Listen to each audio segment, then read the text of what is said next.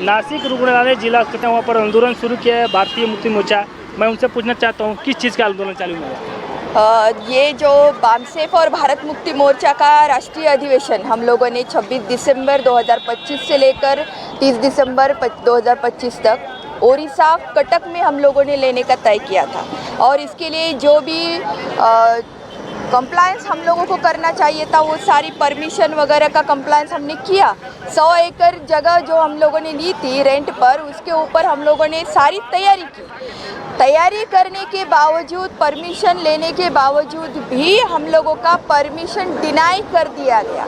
और इसके लिए उन्होंने बताया कि अगर हम लोगों ने अधिवेशन लिया तो लॉ एंड ऑर्डर का मसला खड़ा हो जाएगा।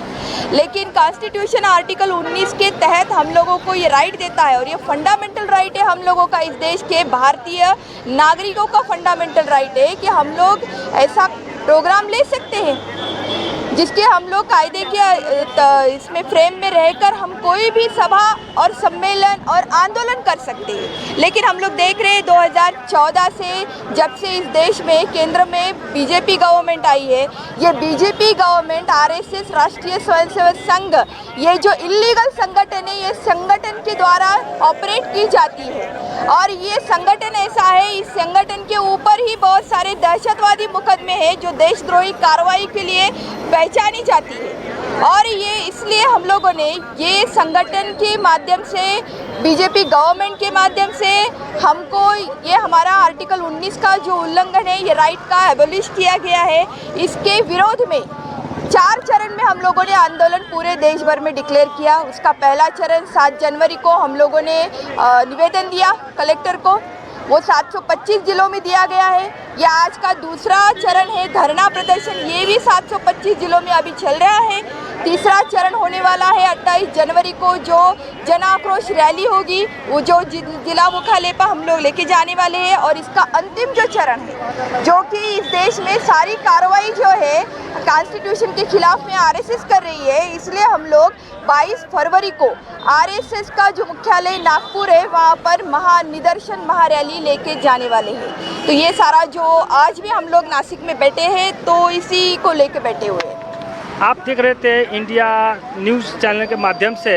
मैम, मैं आपसे पूछना चाहता हूँ मैम कि आपका आंदोलन पूरे भारतवर्ष में होगा, क्या आप आरएसएस के खिलाफ आंदोलन शुरू करिए या सरकार के खिलाफ आंदोलन शुरू करिए? जी, हमारा पूरा जो ये आंदोलन है देश भर में चालू है, देश भर में ही ये होने वाला है।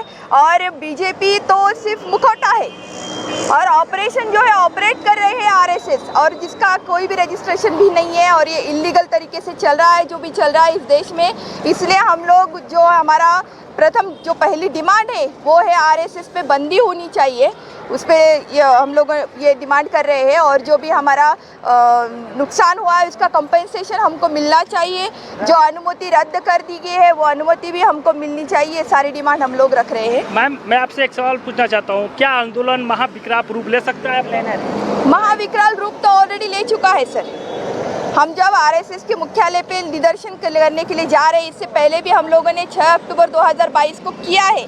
वहाँ पर भी आप लोग आज भी देख सकते हैं कितने बड़े पैमाने पे लोग वहाँ पे आए हैं, क्योंकि ज़मीनी स्तर पर अगर हम लोग देखते हैं तो ज़मीनी स्तर पर इस तरह की जो हुकुमशाह हुक्मरान है उनके खिलाफ जनमत बन चुका है और लोगों में बहुत सारा गुस्सा भी है। लेकिन जो भी आंदोलन होगा वो कॉन्स्टिट्यूशन के दायरे में रहकर करने वाले। मैम, आपका मकसद क्या है? मतलब आरएसएस के खिलाफ की सरकार की नीतियों के खिलाफ आप आंदोलन करेंगे? जी, हमारा मकसद ये है कि बहुजन समाज की व्यवस्था इस देश में आनी चाहिए, जो महापुरुषों का सपना रहा है, जो उनका उद्देश्य रहा है, और उनके उद्देश्य पर ही हम लोग काम कर रहे हैं।